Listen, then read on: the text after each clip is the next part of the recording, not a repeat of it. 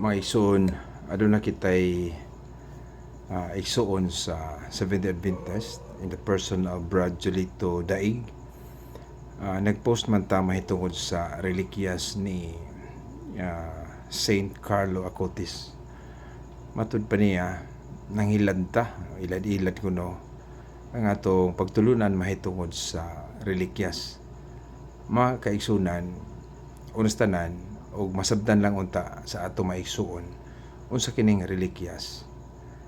Tingali dili gyud tingali nila supakon kini, no?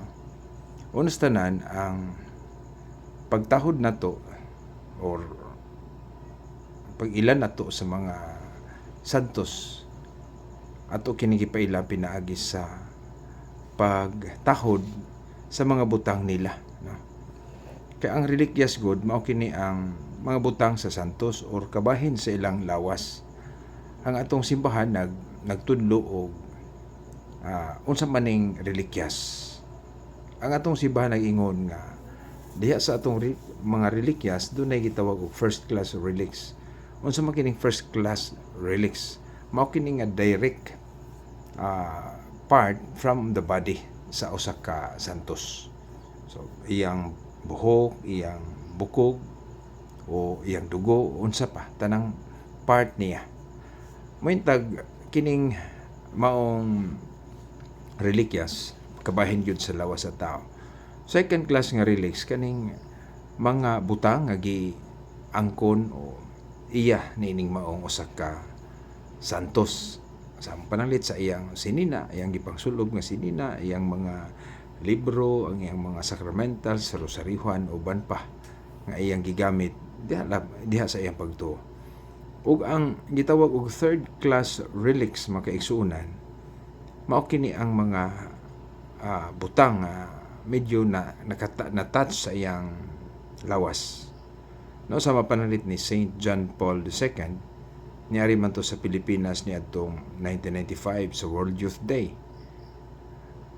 Ang gigamit niya nga Pope Mobile, ang iyang lingkuranan, giisip na to nga relic, no? Mga relikyas na kay na touch man to sa iyang lawas.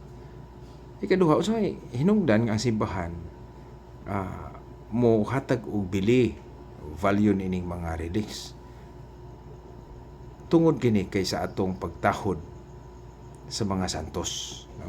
Sa atong pagtahod nila kay gisulti ba yan sa Biblia, Hebreo 12:1 nga ang mga santos atong modelo sa atong pagtuo, modelo sa pagkabalaan. So dayag na lang angay nato silang tahuron bisan gani ang ilang mga kabilin, mga relikyas, no? Unya ang biblikanhon nga pundasyon dili ni pangilad Brad sa mga igsoon nato sa laing pagtuo. Tinuod wala man gyud nila puy relikyas kay wala man gani sila santos o wala sila moila nga dunay na santos nila.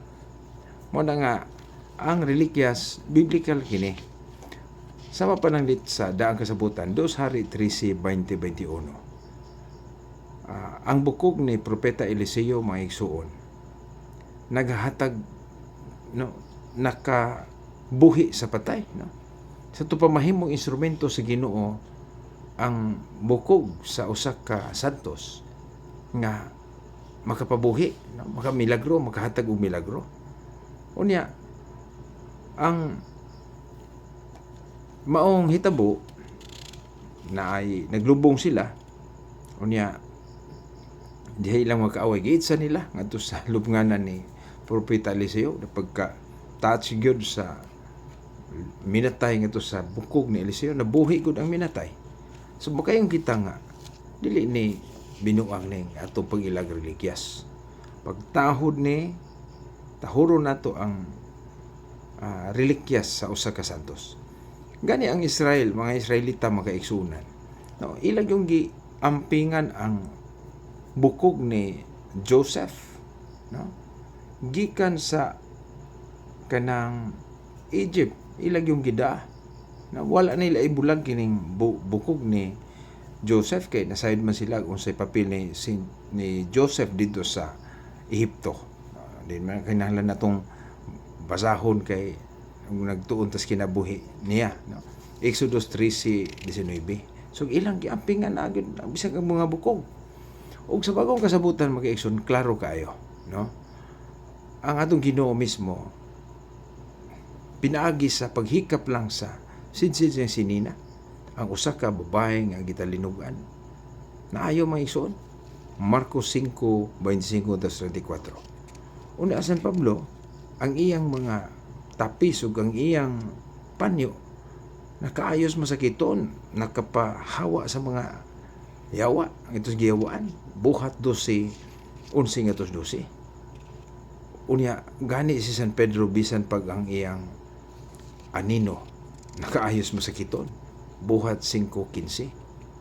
So daan ni mga igsoon, pero ang ato mga igsoong mga dili Katoliko mo supak sila og natural masupak sila kay sakto ra po na nila kay wa mo sila religious.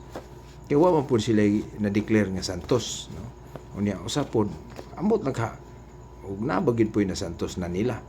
Wala mga igsoon nga kining pag ila sa religious biblical kini.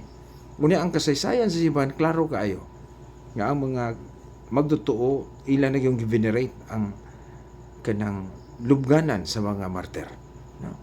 I-venerate gitahod nila kay martir gyud ni, balaan gyud ni. Pero ngano wala man na sa ubang pagtuo.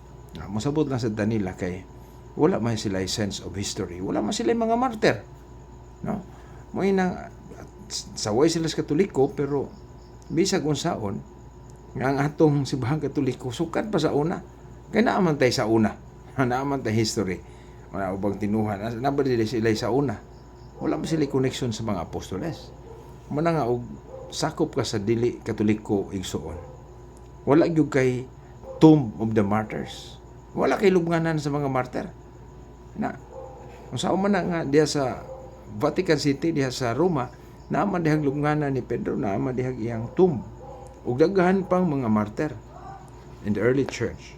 Muna nga kinahanglan mo basa magtuon gyud sa early church kay ug anhara kas Biblia wala ka makadusog sa panahon human sa Biblia, human sa mga apostoles na unsa man ang simbahan.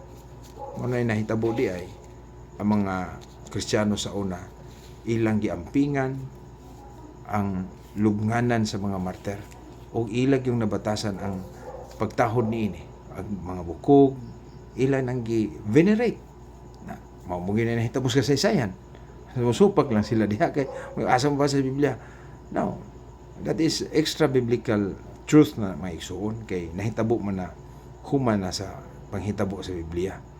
Og tinuod na kay ang simbahan buhi man gyud na si Kristo nag-uban man sa simbahan. Ako maguban kaninyo kanunay hangtod sa katapusan sa kalibutan. Sa ato pa gikas mga apostoles, human sa mga apostoles hangtod karon na ay simbahan. Pero ang uban, unsa ang pag-uban ni Kristo nga karon naman sila, no? Gikan pagtuko ni Kristo sa simbahan, mobalhin dahil SDA nga 1863, mobalhin dahil Iglesia ni Kristo nga 1914. So dili gyud na mahitabo magkaigsunan. Muna nga magbantay ta og dili ta pailad aning ato maigsuon nga mga dili Katoliko nga wala gyud magtuon og maayo. Unsay nas Biblia ug unsay kasaysayan sa simbahan gituko ni Kristo. God bless.